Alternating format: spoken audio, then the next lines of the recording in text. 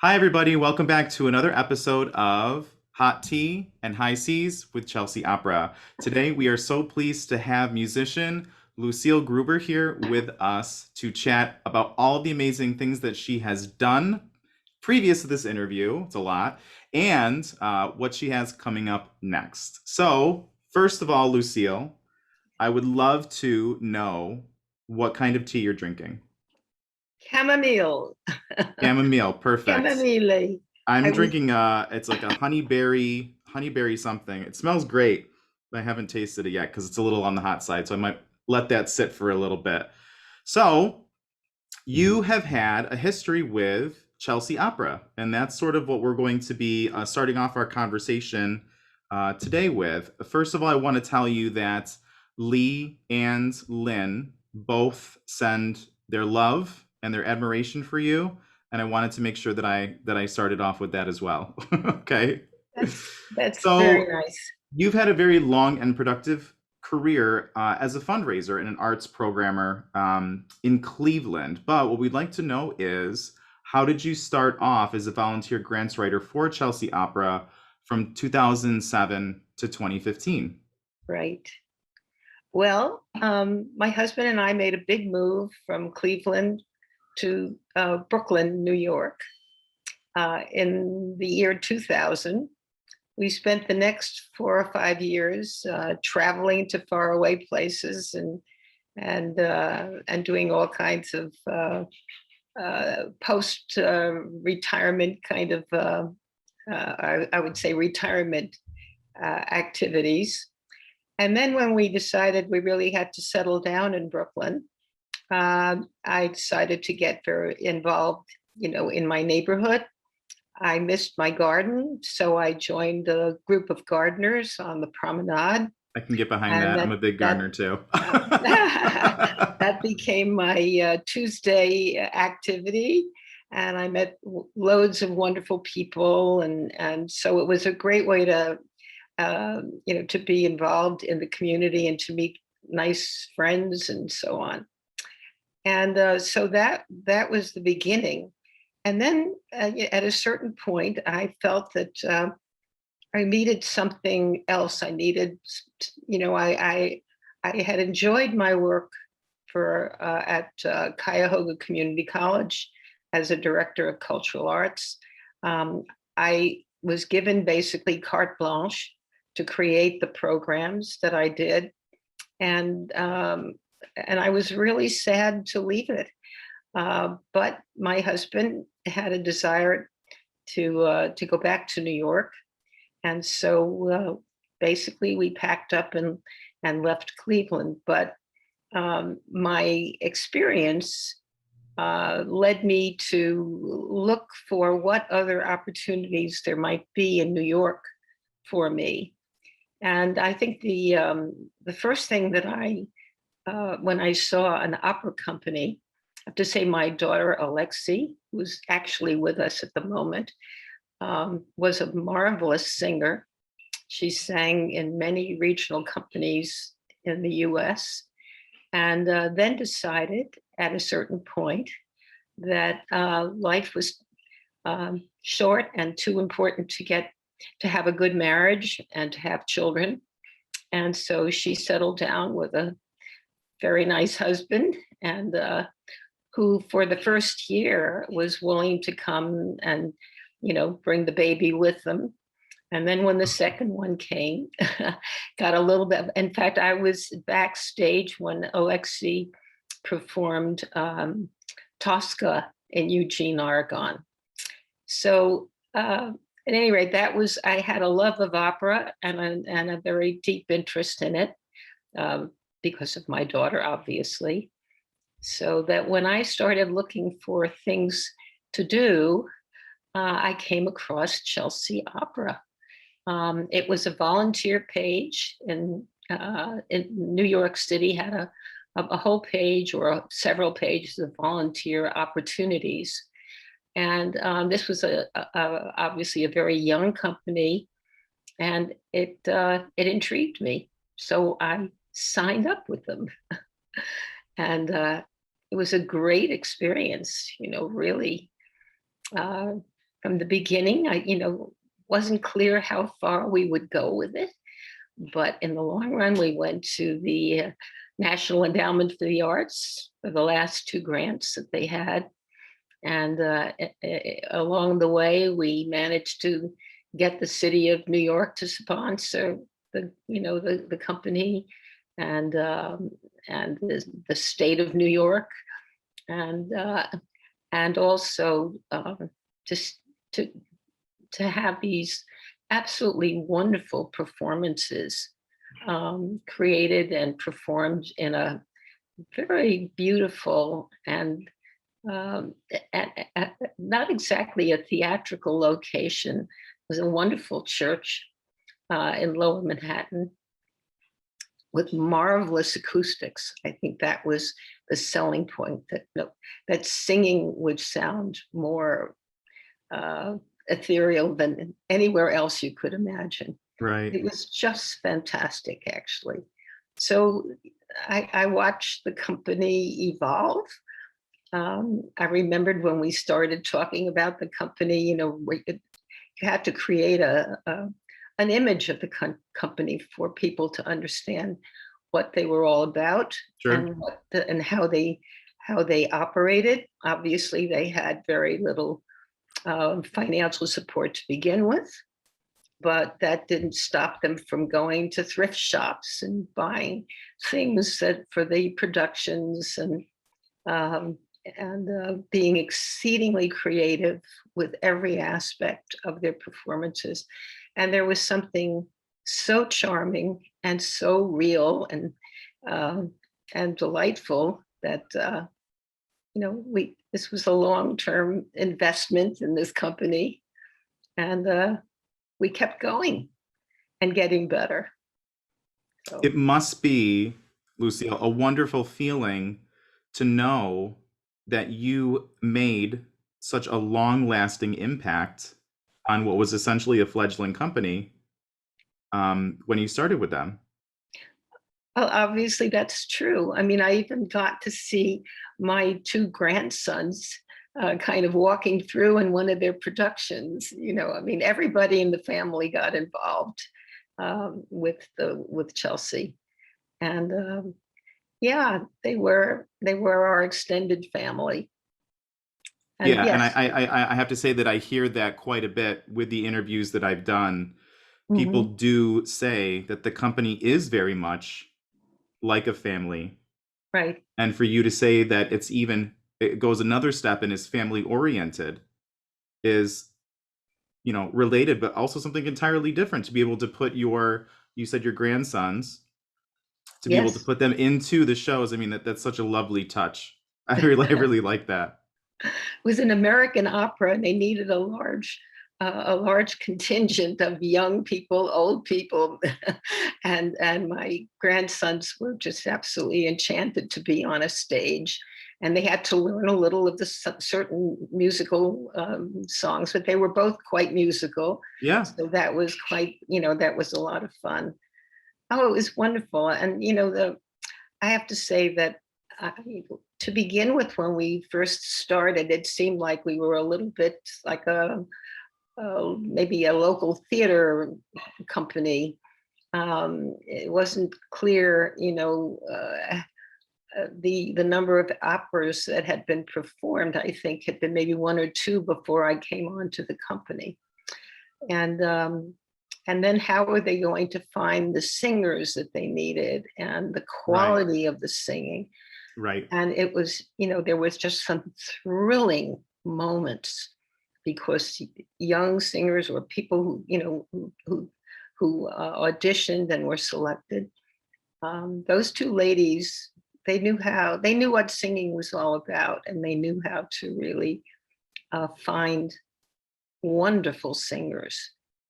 And giving them a chance at the Right. beginnings of their career. And with the previous 9 interviews I've done, I also heard that a lot with the other singers, that they were grateful that Chelsea Opera essentially took a chance on them. And Right. for many of them, it was their first time with a company in New York City in general. It was their first Absolutely. time singing with a city company. Right. So have been a lot of love letters to Chelsea Opera through these interviews over the past couple months, which is wonderful to hear that you're actually adding to that. So if we could move on to talking about your career as a Mhm. harpsichordist. Oh, well, let's just say this, the harpsichord came into my um, uh, life at a relatively advanced age for, a professional musician. So I started out as a composer and I had did a degree in music composition from Brandeis University, a master's degree in composition. And but uh, so the harpsichord had, yeah, I had actually the department chairman of the at Brandeis University when I was a student there had been a harpsichordist and he was from Germany, and I had never I never knew very much about the harpsichord. We were invited to his home, and I saw two things that looked like coffins. They turned out to be harpsichords. That was my first view of a harpsichord. And but that wasn't the moment wasn't right for the harpsichord at that point. So as life went on and new adventures, I studied piano seriously, but I didn't think it was ever going to be at a career level. So composition was my idea. I was going to try and continue to compose after I got my degree, or find some other way of being a musician and composing and making a little money at it. Yeah. But as it turned out, yeah, the um, uh, it was more serendipity, meeting somebody who taught harpsichord and became a good friend. This was when we were in Cleveland, and I'd been studying with a wonderful piano teacher there. He passed away, and that was kind of like the opening for something different. And having met this Doris Ornstein, who was at the Cleveland Institute of Music, I signed up for some lessons. And she was a wonderful teacher, and we became closest friends. And as I went along with with my interest in the instrument, I realized that with respect to Baroque music, or any other kind of music, actually, you may see notes on a page, but that doesn't necessarily mean you're going to be able to play the music as it needs to be played. The notes in Baroque music may be rather basic, and maybe there are things that are not spelled out. In Romantic music, it gets a little bit more specific, and in modern music, it gets very specific. But in Baroque music, you needed to know a lot more about how the music was created, and the essence of the music. So, as a result of my interest in the harpsichord at that point, I signed up for a course in performance practice at Case Western, where my husband was a professor, and it was a free ride. And and within a year, I was conquered. So within a year, actually, they took me as a student, as a doctoral student. And I think that's when I really learned how to play the harpsichord. I didn't come with all kinds of, um, knowledge and technique for the instrument. It was still to be, you know, to be perfected, and and within I think 4 years of my finishing my degree, actually, I I gave my first concert at Tully Hall in New York City. Sure. One of probably the most scary thing I've ever done. It was like climbing, the highest mountains in Nepal, but I was determined. So, and amazingly enough, it seemed as if people liked my performance, and they certainly wrote nice things about it. So that was how I got started on the harpsichord.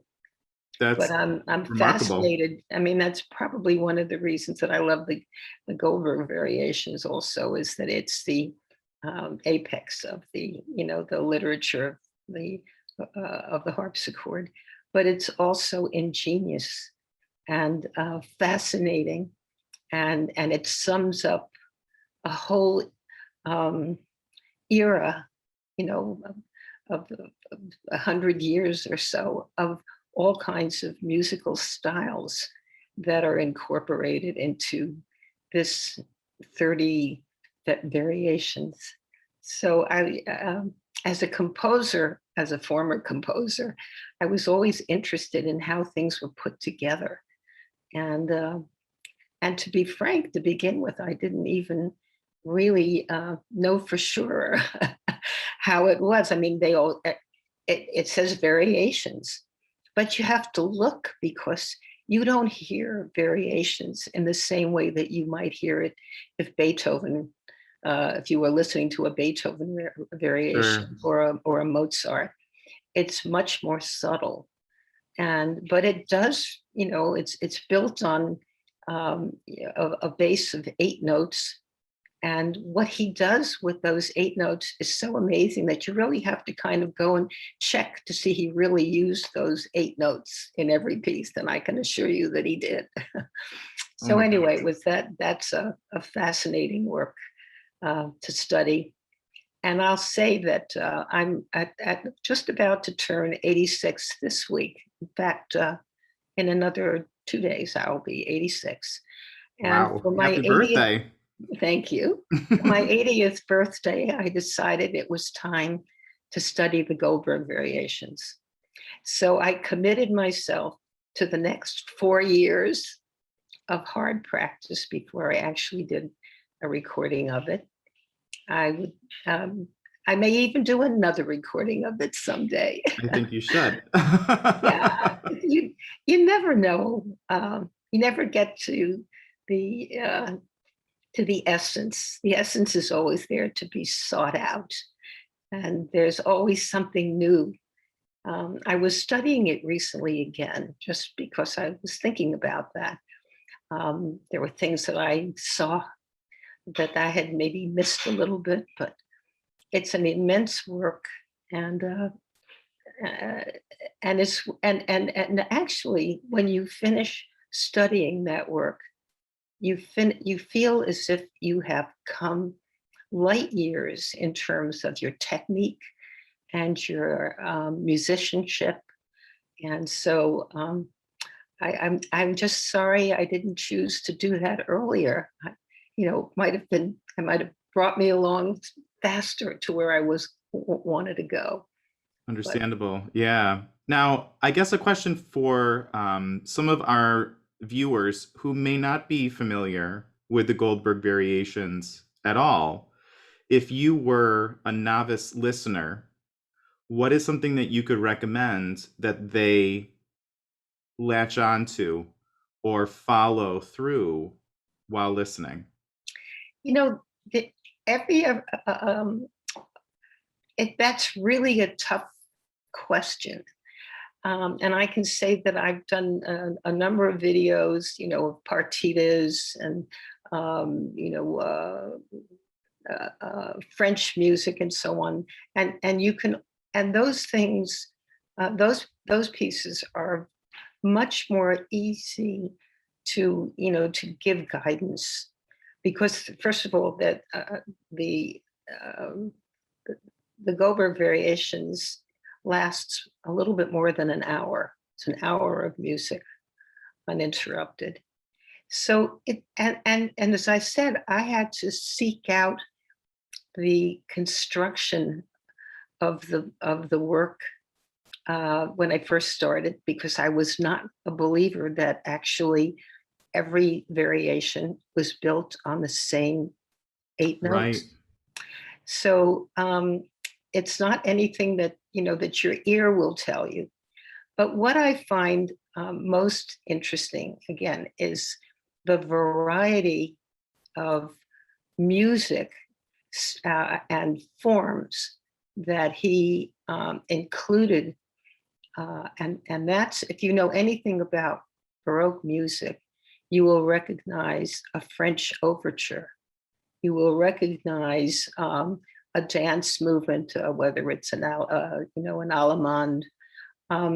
You will recognize all kinds of interesting forms that existed.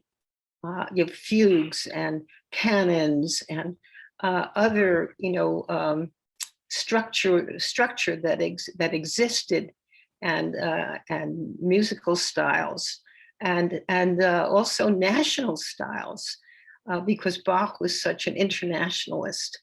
There's French, there's Italian, and there's the standard German with all the canons and all of the imitative linear music that he creates. It's so it's hard to say what, but I'll give the viewer a little bit of a fun thing to know.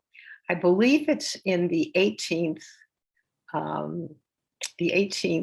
variation.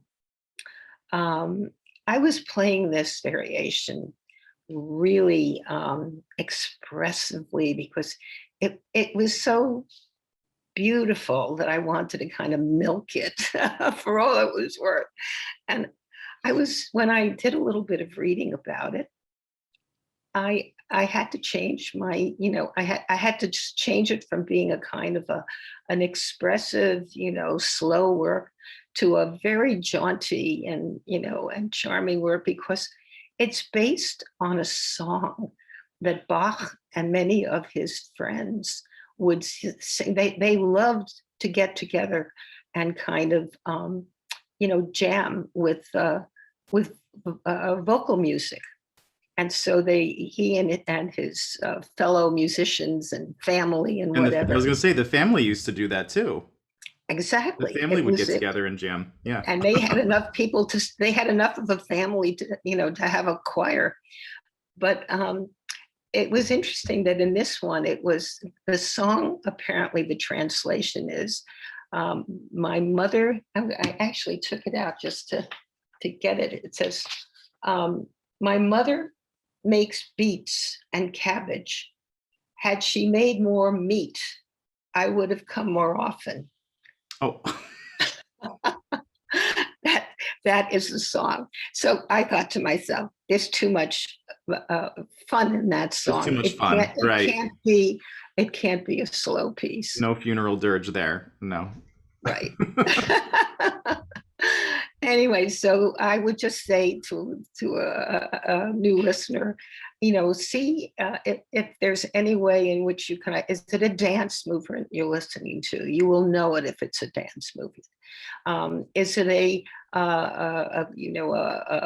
contrapuntal movement where everything, when themes are come in and at different intervals, and it all kind of merges into fugues or canons or whatever. You will know that, you will hear that. That's a different kind of music. The dance music is more homophonic. The contrapuntal music is more linear. So these are the things that I think you can recognize, and think to yourself, this has got to be. I mean, if you are a listener to music in the Baroque, you would know that whether this was an old-fashioned or a new kind of piece, more recent and in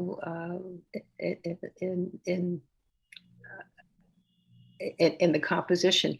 And there are beautiful moments there are two very gorgeous slower movements that are filled with ornamentation and very, very expressive.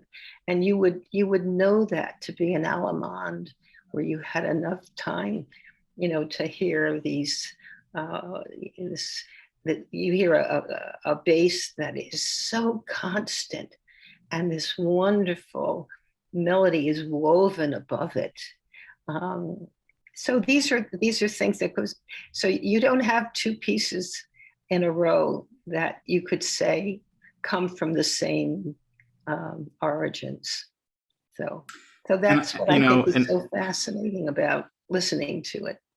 and also what's so fascinating about Bach in general is, aside from the beauty of his melodic lines and the what he was able to do, harmony wise, the way that his brain functioned with Right, composition, that there are even more layers than just that. And his music, you can keep going back to it over and over again, which I love to do, and you'll hear something new every time.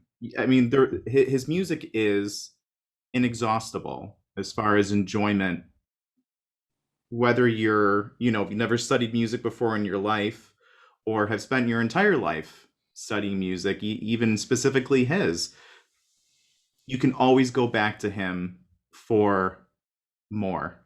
that is true. That's true. I've played many Scarlatti sonatas, and I love them, and they're fun, uh, and they're a challenge, a physical challenge, many of them. And I've played a lot of French music, which is beautiful and very soulful and also full of ornaments and beautiful to play. But when it comes back, when I came back to New York and I started playing again, it was, I went back to Bach.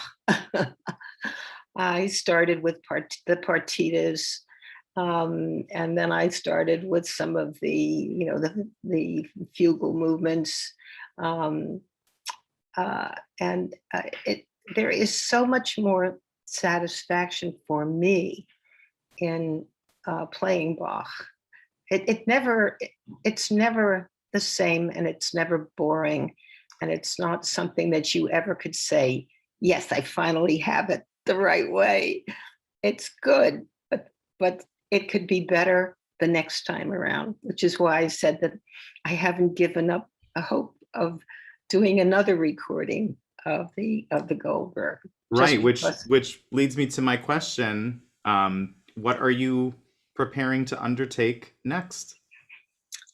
Well, I've already, I love the partitas, and I've played them all, except for the third one in concerts, but I let some of them kind of, go. I recorded two of them on the YouTube, and even then, they were so much more different than what they were when they started. So I feel as if those are also um, part of the most important body of keyboard music that Bach created, and that I would like to be able to record them all. So during the pandemic, I went back to the second partita, which is a glorious work, and it's actually in the Italian style, and it's just got beautiful music, a little bit easier to follow in a way because of the fact that it's created with movements that have there there's always um, you know um, color changes in each of the movements, but they all fit together. They were dance movements mostly, and some introductory movements, so they're easier to explain, but they're very important to to Bach's output of keyboard music. So that's another one, another group that I intend to record, uh, and have a good time. Yeah, that sounds wonderful.